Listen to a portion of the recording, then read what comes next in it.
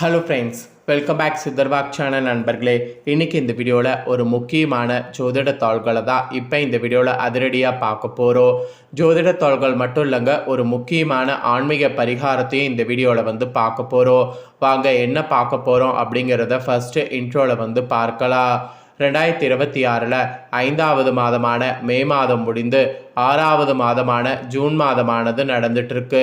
இந்த ஜூன் மாதம் கிரக ரீதியாகவும் ஆன்மீக ரீதியாகவும் மிக முக்கியமான மாதமாக குறிப்பிடப்படுது. இந்த ஜூன் மாதத்தில் ஏகப்பட்ட கிரக பயிற்சிகள், முக்கியமான ஆன்மீக நாட்கள் வர்றதுனால இந்த மாதம் மிக முக்கியமானதாக கருதப்படுது. இந்த மாதத்தில் ஒரு முக்கியமான நாள் கரெக்டாக பார்த்தீங்கன்னு வச்சுக்கோங்களேன், ஜூன் மாதம் 14ஆம் தேதி வர இருக்குது. அன்றைக்கி தமிழ் மாதம் வைகாசியோடைய 31ஆம் நாள், கிழமை அன்றைக்கி ஞாயிற்றுக்கிழமை. இந்த ஞாயிற்றுக்கிழமை அப்படி என்ன முக்கியமான நாள் அப்படின்னு கேட்குறீங்களா? இந்த ஞாயிற்றுக்கிழமை அமாவாசையானது வருது. வரக்கூடிய அமாவாசை வைகாசியில் வரக்கூடிய அமாவாசை. இந்த வைகாசி அமாவாசையை முன்னிட்டு கிரகங்கள் சேர்றது மாறுறதுனால குறிப்பிட்ட ஒவ்வொரு ராசிக்காரங்களுக்கும் நேரம் நெருங்கிடுச்சு என்று சொல்லலாம். அந்த நேரம் அதிர்ஷ்ட நேரமாகவும் இருக்கலாம், ஆபத்து நேரமாகவும் இருக்கலாம். ஸோ உங்கள் ராசிக்கு நேரம் எப்படி நெருங்கியிருக்கு அப்படிங்கிற முக்கியமானதை தான் இந்த வீடியோவில் பார்க்க போகிறோம்.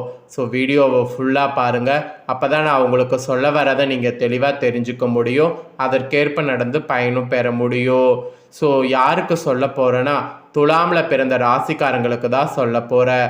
துலாம் ராசிக்காரங்க இந்த ஒரு வீடியோவை ஃபுல்லாக பார்த்தீங்கன்னா உங்களுக்கான முழு பலன்களையும் தெரிஞ்சுக்க முடியும், பயனும் பெற முடியும். வாங்க உங்களுக்கான பலன்கள் அதிரடியாக இந்த வீடியோவில் பார்க்கலாம். உங்களுக்கான பலனை பார்க்கறதுக்கு முன்னாடி ஒரு முக்கியமான ஒரு விஷயத்தை இந்த நேரத்தில் உங்களுக்கு சொல்லணும். நீங்கள் நிறைய பேர் உங்களுக்கு நடக்கக்கூடிய எல்லாத்துக்குமே காரணம் விதின்ட்டு நினைக்கிறீங்க. உண்மையாலுமே உங்களுக்கு நடக்கக்கூடிய எல்லாத்துக்குமே காரணம் விதி கிடையாது. எல்லாமே கிரகங்களால் நடக்குது. கிரகங்கள் வர்றது, போடுறது, அமையிறது, அதெல்லாம் வைத்து உங்களோட ராசிக்கு பலன்கள் நடக்குது. அதுலேயும் கிரகங்கள் சிறப்பாக அமையும் போது யோகங்கள் உருவாகும். அது குறிப்பிட்ட பலனை இன்னும் அதிகமாக கிடைக்க செய்யும். அதனால் கிரகங்கள் பொறுத்து தான் எல்லாமே நமக்கு நடக்கும் அப்படிங்கிறத புரிஞ்சு தெரிஞ்சு அதற்கேற்ப நாம் நடந்துக்கணும். அதே போல் சிவன்மலைங்கிற ஒரு கோவில் ரொம்ப பிரசித்தி பெற்றதாக இருக்குது. இந்த கோவிலில் உத்தரவு பெட்டியில் பொருள் வைத்து பூஜை செய்யப்படும். அந்த பொருள் சமுதாயத்தில் தாக்கத்தை ஏற்படுத்தும். அது பாசிட்டிவாகவும் இருக்கலாம், இல்லை நெகட்டிவாகவும் இருக்கலாம். இப்படி சமுதாயத்தில் ஏற்படக்கூடியதை எப்படி முருகர் முன்கூட்டியே நமக்கு தெரிவிக்கிறாரோ அதுபோல தான் கிரகங்களும் நமக்கு நடக்கிறத முன்கூட்டியே தெரிவிக்குது. அதனால தான் இந்த வீடியோவில் கிரகங்கள் குறிப்பிட்ட அந்த விஷயங்களை உங்கள் ராசிக்கு சொல்ல போகிறேன். இந்த அமாவாசையில் கிரகங்கள் எப்படி அமைஞ்சிருக்கு, அதனால் உங்கள் ராசிக்கு என்ன பலன் கிடைக்கும் அப்படிங்கிறத உங்கள் நட்சத்திரத்துக்கு ஏற்ப தெரிஞ்சுக்குங்க, அதற்கேற்ப நடந்து பயனும் பெறுங்க. முதல்ல இந்த அமாவாசையில் வலுவாக கிரகங்கள் உங்களுக்கு எப்படி அமைஞ்சிருக்கு அப்படிங்கிறத சொல்லிடுறேன். ஏன்னா கிரகநிலைகளால் தானே எல்லாமே நடக்குது. அப்போ முதல்ல கிரகநிலைகள் எப்படி அமைஞ்சிருக்கு அப்படிங்கிறத சொல்கிறேன், அதை முதல்ல தெரிஞ்சுக்குங்க. துலாம் ராசிக்காரங்க சித்திரை 3-4 பாதங்கள், சுவாதி விசாகம் 1-2-3 பாதங்களில் பிறந்தவங்களுக்கு நான் சொல்லக்கூடிய கணிப்பு கரெக்டாக இருக்கும். ஸோ இந்த நட்சத்திரத்தில் பிறந்தவங்களுக்கு முதல்ல கிரகநிலை பார்த்திங்கன்னா இந்த அமாவாசையில் இப்படி தான் அமைஞ்சிருக்கு. கலத்தரஸ்தானத்தில் செவ்வாய், அஷ்டமஸ்தானத்தில் சூரியன், பாக்கியஸ்தானத்தில் புதன் சுக்கிரன், தொழில் ஸ்தானத்தில் குரு, லாபஸ்தானத்தில் கேது, தனவாக்கு குடும்பஸ்தானத்தில் சந்திரன், பஞ்சமஸ்தானத்தில் ராகு, ரணருண ரேகஸ்தானத்தில் சனி. இந்த மாதிரி கிரகநிலைகள் உங்களுக்கு அமைஞ்சிருக்கு. இப்படி கிரகநிலைகள் அமைந்த அடிப்படையில் தான் உங்களுக்கான பலன்களே குறிப்பிடப்படுது. சரி வாங்க இப்போ பலன்கள் என்னங்கிறத அதிரடியாக இந்த வீடியோவில் பார்க்கலாம். துலாம் ராசிக்காரங்க ஃபஸ்ட்டு சித்திரை 3-4 பாதங்களில் பிறந்தவங்களுக்கு சொல்கிறேன். இதில் பிறந்த உங்கள் ராசிக்கு இந்த மாதம் அமாவாசையிலிருந்து திறமைகள் வெளிப்படும். எதிலுமே எந்த இடத்திலுமே நியாயத்தையும் நீதியையும் நிலைநாட்டுவதற்கு போராடுவீங்க. நீங்கள் அனைவராலும் விரும்பப்படுவீங்க. அதிக சுமைகளை எடுத்துக்கொள்வீங்க.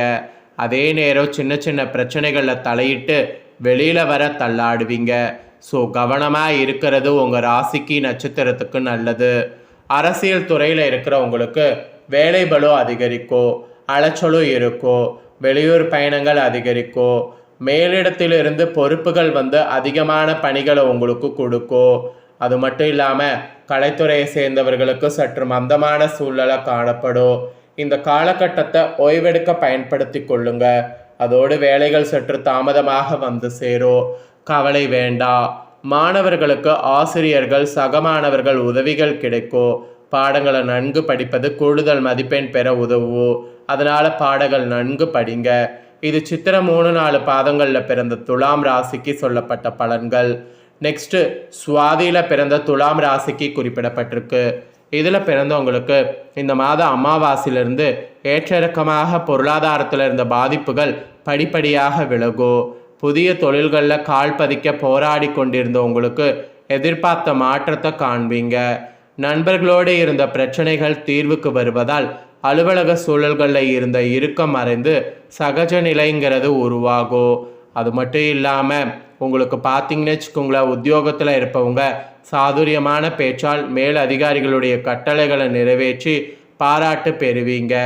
நீண்ட நாட்களாக நின்ற பதவி உயர்வு உங்களை தேடி தானா வரும். வாழ்க்கை துணை உங்களுக்கு ஆதரவாக இருப்பாங்க. பிள்ளைகள் நலனுக்காக பாடுபடுவீங்க. விருந்தினருடைய வருகை இருக்கும். தடைப்பட்டு வந்த திருமண காரியங்கள் சாதகமாக நடக்கும். வீட்டுக்கு தேவையான பொருட்களை வாங்குவீங்க. குடும்பத்தில் வீண் விவாதங்கள் தோன்றும். ஸோ கவனம் தேவை. பெண்களுக்கு சாதுரியமான பேச்சால் ஆதாயம் உண்டாகும். பணவரவு கூடும். காரிய தடைகள் நீங்கும். ஸோ பயப்படணுங்கிற அவசியம் இல்லைங்க. இது சுவாதியில் பிறந்த நட்சத்திரத்துக்கு சொல்லப்பட்டிருக்கு. நெக்ஸ்ட்டு விஷாக 1, 2, 3 பாதங்களில் பிறந்த துலாம் ராசிக்கு சொல்லப்பட்டிருக்கு. இதில் பிறந்தவங்களுக்கு வாங்க என்ன பலன் கிடைக்குங்கிறத பார்க்கலாம். இந்த மாதம் அமாவாசையிலிருந்து அரசு துறையிலிருந்து நிறைய சலுகைகளை பெற குறுக்கு வழிகளை தேட வேண்டாம். நேர் வழியிலேயே எதையோ சாதித்து கொள்வீங்க. பொது வாழ்வில் இருப்பவங்க உங்கள் புகழை தக்க வைத்து கொள்ள சிறிது சிரமப்பட வேண்டியது இருக்கும். அப்போ தான் நீங்கள் நினச்ச மாதிரி எல்லாமே உங்களுக்கு சக்ஸஸ் ஆகும். எவரையும் நம்பாமல் இழுத்து கொள்ள மாதிரி நீங்கள் உங்கள் வேலைகளை நீங்களே பண்ணணும். எல்லா விதத்துலேயும் அப்போ தான் நன்மை உண்டாகும். எதையும் துணிச்சலோடு எதிர்கொள்ளணும். தடைப்பட்டு வந்த காரியங்களில் தடை நீங்கும். சாமர்த்தியமான பேச்சால் ஆதாயம் உண்டாகும். பணவரவு அதிகரிக்கும். உங்கள் செயல்களுக்கு தடைகளை ஏற்படுத்தியவர்கள் தாமாகவே விலகி செல்வார்கள். தொழில் வியாபார போட்டிகள் நீங்கி நன்கு நடக்கும். உங்களது வியாபாரத்துக்கு பக்கபலமாக ஒருவது உதவி கிடைக்கும். முக்கிய பொறுப்புகளில் இருப்பவர்களுடைய ஆதரவு கிடைக்கும். அதனால் கண்டிப்பாக அந்த ஆதரவை மிஸ் பண்ணாமல் பயன்படுத்திக்கோங்க. இது உங்கள் நட்சத்திரத்துக்கு குறிப்பிடப்பட்டிருக்கு. இதற்கேற்ப நடந்து பலன் பெறுங்க. ஸோ துலாம் ராசிக்காரங்க இவ்வளோ நேரம் உங்கள் நட்சத்திரத்துக்கு ஏற்ப அமாவாசையில் என்ன பலன் பெறுவீங்க அப்படிங்கிறத பார்த்தீங்க. இப்போ உங்களுக்கான பரிகாரம் சொல்ல போகிற வாங்க. ஜோதிடத்தில் ஒவ்வொரு இடங்களுக்கும் ஒவ்வொரு விஷயங்களை நமக்கு சொல்லித்தரும்.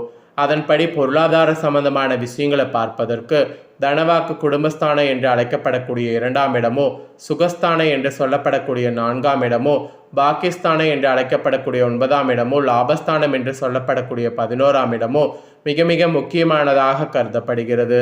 இதில் பாக்கியஸ்தானம் என்று அழைக்கப்படக்கூடிய 9ஆம் இடம் ஒவ்வொருவருடைய ஜாதகத்தில் மிக மிக முக்கியமான இடமாகும்.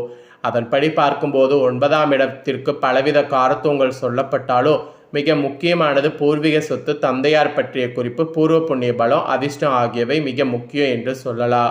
அதன்படி உங்களுக்கு அதிர்ஷ்டம் எந்த வகையில் வரும் என்பதையும், அதிர்ஷ்டம் வரவழைக்கக்கூடிய எந்த விதமான பரிகாரங்கள் செய்யலாம் என்பதையும் 9ஆவது இடத்தின் மூலமாக தெரிந்து கொள்ளலாம். அந்த வகையில் உங்கள் ராசிக்கு இந்த அமாவாசையில் என்ன பரிகாரம் செய்தால் அதிர்ஷ்டம் கைகூடும் என்பதை சொல்ல போகிறேன். துலாம் ராசிக்காரங்க உங்களுக்கான பரிகாரத்தை தெரிஞ்சுக்குங்க. இந்த அமாவாசையில் முன்னோர்கள் வழிபாடு ஒரு பக்கம் செய்துட்டு மாலை வேளையில் பெருமாள் வழிபாடு செய்து வருவது நன்மை தரும். இந்த அமாவாசையில் காலையில் எழுந்தவுடன் வெறும் வயிற்றில் துளசி இலைகளை சாப்பிட்டு முன்னோர்களுக்கான சீர்திருத்தத்தை கொடுங்க. மாலையில் பெருமாள் வழிபாடு செய்யுங்க. இது மிகப்பெரிய மாற்றத்தை கொடுக்கும். அதே போல் இந்த நாளில் நீல நிற ஆடைகளை அணிந்து கொள்ளுங்க. இந்த நீல நிற ஆடையை நீங்கள் பயன்படுத்தும் போது நிறைய அதிர்ஷ்டங்கிறது உங்களுக்கு சேரும். அதனால் நீல நிற ஆடையை பயன்படுத்துங்க. இதெல்லாம் தாங்க உங்களுக்கான பலன்கள் என்பது குறிப்பிடப்பட்டிருக்கு. பரிகாரங்கள் என்பது குறிப்பிடப்பட்டிருக்கு. இதற்கேற்ப நடந்து பலன் பெறுங்க. இதை நீங்கள் பார்த்து பயன்பெறுவது போல் உங்கள் ஃப்ரெண்ட்ஸ் ஃபேமிலியில் இருக்கிறவங்களும் பார்த்து பயன்பெறணும் அப்படின்னு நினச்சிங்கன்னா வீடியோ லைக் பண்ணி உங்கள் ஃப்ரெண்ட்ஸ் ஃபேமிலிக்கு ஷேர் பண்ணுங்கள். உங்கள் ஃப்ரெண்ட்ஸ் ஃபேமிலியில் இருக்கிறவங்களும் வீடியோ பார்க்கட்டும். அவங்களும் உங்களை போல் துலாம் ராசிக்காரங்களாக இருந்தாங்கன்னா இந்த முக்கியமான தாள்களை இந்த வீடியோவில் வந்து தெரிஞ்சு இதற்கேற்ப நடந்து பலன் பெறட்டும். இதே போல் புதிய தாள்களை தெரிந்து கொள்ள சேனலை சப்ஸ்கிரைப் பண்ணுங்கள். வேறொரு வீடியோவில் உங்களை சந்திக்கிறேன்.